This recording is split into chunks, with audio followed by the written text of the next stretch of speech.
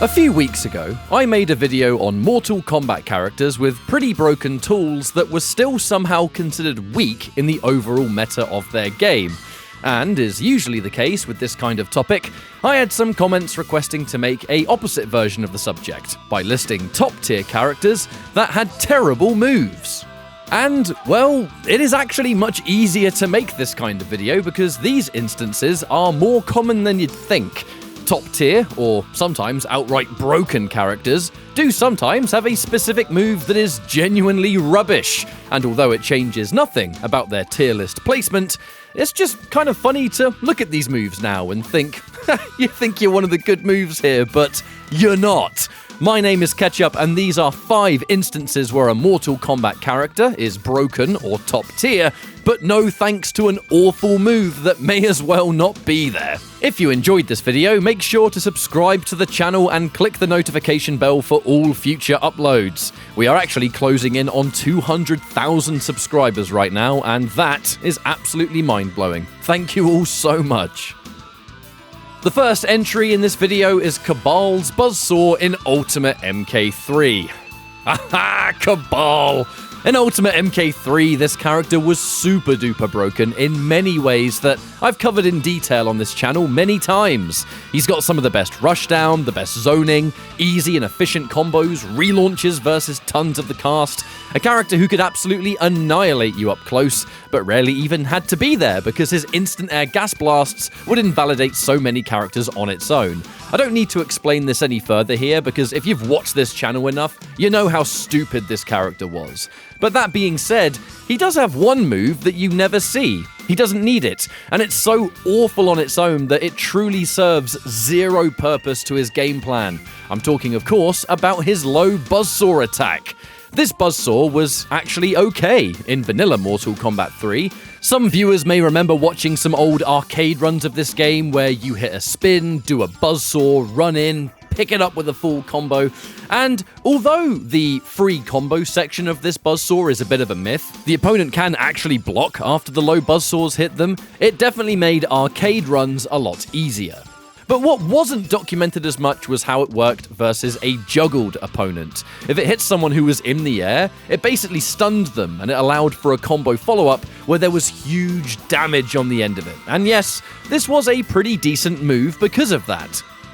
It got heavily nerfed in Ultimate MK3, where this juggle is no longer possible, with the move itself seeing way more restrictions. So many restrictions, in fact, that unless it's used in the neutral, on its own, it basically doesn't come out at all. The move has a comically long startup, it has very little reward, and for a character who wants to be run jabbing the whole game or zoning you out with rapid fire instant air projectiles, this buzzsaw serves zero purpose. You can watch entire sets of Ultimate MK3 versus Kabal and not see this move a single time. It is entirely pointless. Up next, Raiden's Razzle Dazzle in Mortal Kombat 1. And no, I didn't make that name up, that is what his down back 2 is called here. Genuinely, what is the point of this move? Raiden does a fast, energy burst animation, and although it has decent advantage on hit, if the opponent's on the ground at the time, it does 0% damage, and it's unsafe on block. Now, the enhanced version of this move does have an extender, which actually does do damage, and when paired with something like a Tremor cameo, you can get a cool looking combo that I'm fairly sure 99% of you watching this video have never seen before, because, I mean, who plays Tremor and Raiden, let's be honest, even though I think it could be kind of good, thank you launching overhead, but in general, this is a move that is never used in a match. I know that Raiden Kano is like one of the best teams in the game right now because of the simplicity of the whole Storm Cell into ambush thing, but even Raiden players that choose not to use Kano and have a different game plan will still go match after match, and you won't see this special move a single time. It just doesn't fit his gameplay that much. If you're hitting someone on the ground, you're just going to confirm into something better and more practical. He has launching possibilities, spending bar, so you don't really need to do down back 2 into ambush, really. And even in juggle combos in the corner or something, there are generally more consistent and similar damaging combos that do not require down back 2 either. It's not even like a Lee Mei situation where she has a special move that looks kind of random on its own, but it's so fast that it can punish things that most characters can't. But here, down back 2 is 9 frames. 9 frames isn't fast enough to warrant a standalone punish for most things, and other moves that the built-in reversal timing might be useful, the move is still too short range to actually hit people. Now, Raiden is a top 5 character right now in Mortal Kombat 1, and although cameos play a major part in the reason why, I mean, it's a game with assist mechanics, so that's a given, you just don't need this move to make a significant difference. Maybe one day it will get some changes to have more of a place, but right now, this move may as well not be there for most players. Number 3 is Noob Smoke's Charge Punch special in MK Deception, also named We Live. Now, Noob Smoke is widely considered a top 3 character in this game for a lot of people because of just how much they break the rules. Whether it's the amount of free throws they have, the infinites that can come from it, the practical ability to OTG an opponent and secure free damage after a knockdown, it's pretty much everything that can be exploited this tag team character can do, and it's why they're so strong.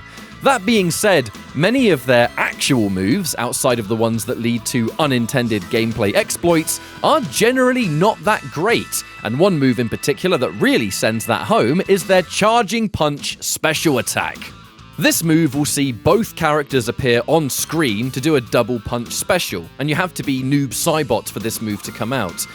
This move is not very good. It's not fast, it's super minus on block, which means it's easy as hell to punish, and the reward is a basic knockdown.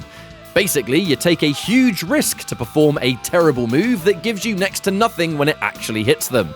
And with the variety of game-breaking moves that give this character so many cheap situations, there is frankly no reason to ever use this move in general. Now, it's quite common that 3D Mortal Kombat characters have movesets that contain a variety of bad moves, or ones that just aren't great, and you generally ignore them in favor of the cheap moves instead. Hell, even in Mortal Kombat Armageddon, some characters' gameplay can be narrowed down to a tiny selection of attacks, and you ignore the bad ones. But this special move right here is a pure example of something so awful and pointless that it may as well not exist, because not a single Noob Smoke player has a reason to perform it. This move would be a straightforward special attack for Smoke in Armageddon a few years later, and guess what? It's just as bad in that game. Number 2, Johnny Cage 2-hit elbow in Mortal Kombat 9. Johnny Cage has a bad normal in this game? What are you talking about? He's meant to be a character who's considered the king of normals. Well, he is, usually, just no thanks to this move. Johnny Cage is a super strong character here. He's often just outside the top 5 for a lot of people and would have been considered maybe even in the top 5, but he has matchup troubles versus a lot of characters that are in that, so that's the only thing that holds him back. Outside of the top 5, he is destroying characters with scary mids, masses of plus frames, crazy chip damage. He is a titan of up-close pressure and offense. But that being said, his forward 2, called in-game the 2-hit elbow, is one of the weaker normals in the game. It's an advancing button that hits twice. And to be fair, you can special cancel both of the hits here, but there are some serious issues with this move. The first is that this move has huge recovery. It's not like super unsafe on block or anything, even though it looks like it might be. It actually has good block stun or hit stun to match the long animation when it actually hits them. But on width, that recovery is not so good. The reason that's a problem is because of the only time you'll ever see this move in a real match, and that is when it comes out by accident. Standing 2 for Johnny Cage is a high damage single hit. It's used in combos, both mid-screen and in the corner. Now, when you dash cancel into standing 2 for your mid-screen combos, players could often accidentally get a dash into a forward 2 instead, and that isn't good. If the move whiffs, you're stuck in place. If the forward 2 even hits them on accident, it sends them full screen, which is where Johnny Cage doesn't want to be.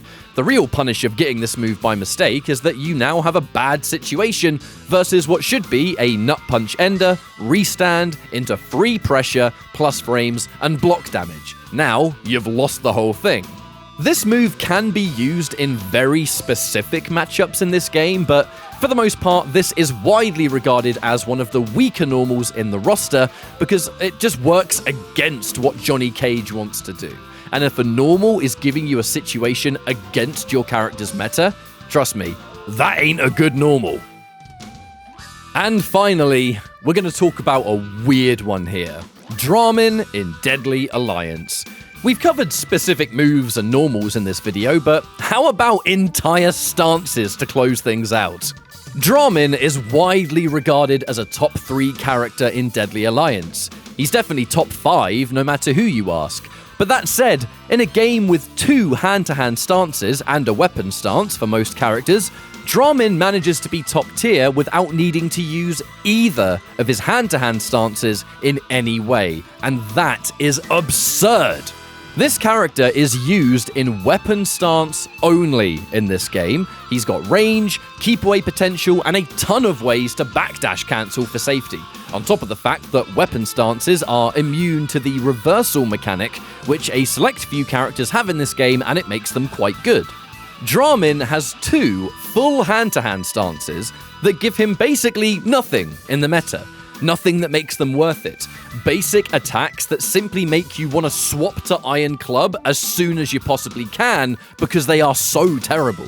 The moves in Netherrealm and Oni stance are way too slow. There is so much recovery here. You don't get any real combos from these, and if something does launch somehow, you got too much recovery to do much about it. It is common that maybe one hand-to-hand isn't used much in a 3D Mortal Kombat, but it is not common that both are useless, especially with a character who is actually considered broken top tier in a game. But that for me is just a testament to how broken his weapon stance is when his 2 other stances are 100% ignored. 3D Mortal Kombat is full of strange little stories and things that make characters what they are in the meta, and Dramin is a case where he has no right being as good as he is, on paper anyway, but one ridiculous stance that changes his whole game plan is enough to put him in the top 3 for many Deadly Alliance players.